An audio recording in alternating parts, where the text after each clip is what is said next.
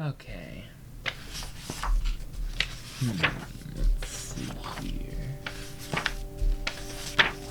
Oh.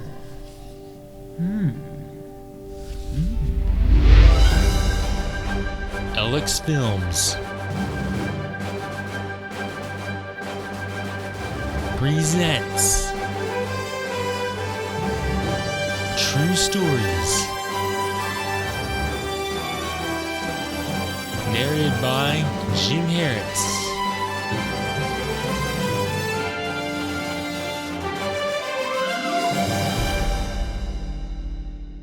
I begin with another true story.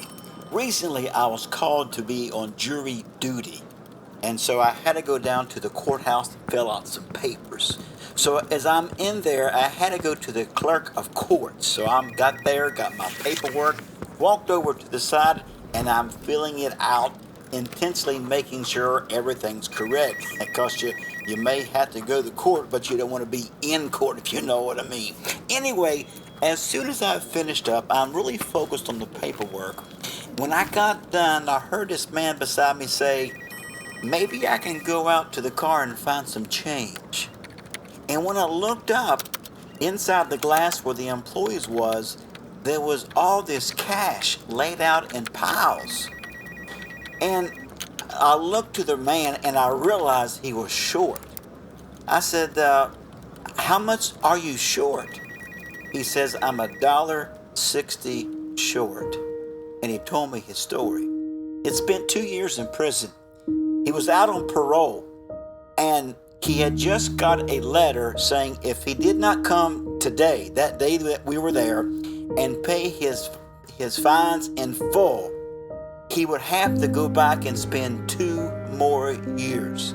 This man had scraped up every dime he could get, brought it in, and still was $1.60 short. Now, I was willing to pay the $1.60. Matter of fact, I pulled out my wallet, but in the meantime, the clerk behind the counter says, "Hey, we've got it." They actually had a jar of change there to help people out such as themselves. And that man says, "I'm broke." Now, he's paid in full now. He says, I'm broke. And I pulled out my wallet. I had some money. I gave him half of what I had. It wasn't a lot. But I said, "Here, brother, you can have this, and I'll be praying for you." Now, think about this. If he had not come up, or somebody had not come up with the $1.60, he would have had to go back and spend 2 more years in prison. Now, you think they'd let that go? Hear me. In the court system, there's nothing, it's unheard of forgiveness.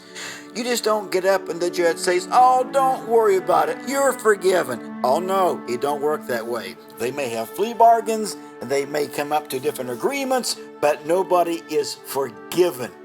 Now, it reminds me of another true story. It was a rich young ruler who come to Jesus. He said, "Good master, what good thing shall I do that I may inherit eternal life?" You know, he called him good, and Jesus asked this rich young ruler a question. "Why do you call me good? There is none good but one, and that is God." In other words, he's saying, do you know who I really am? Because Jesus was God in the flesh. So Jesus answered his question. He began to name about half the commandments. Thou shalt not murder. Thou shalt not commit adultery. Thou shalt not steal. Thou shalt not bear false witness.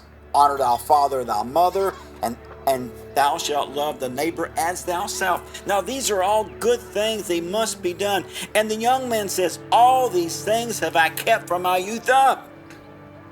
He said this, "What lack I yet?"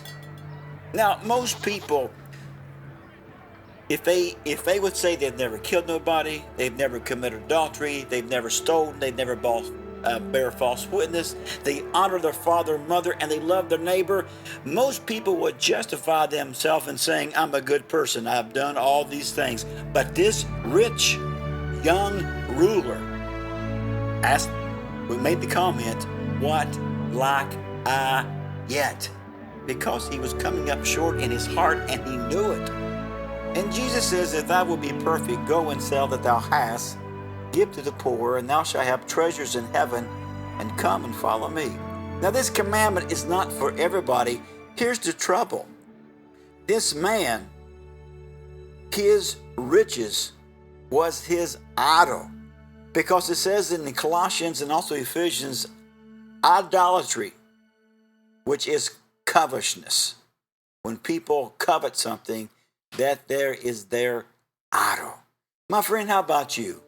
You may do a lot of good works. You may do a lot of good things, and that's important because we should do good things, but that won't save you. But in your heart, do you feel that same question the rich young man had said? What lack I yet? You see, most people will only hang on. They'll give a lot of things to God, but they'll hang on to one or two things that they don't want to let go of. But we've got to let go.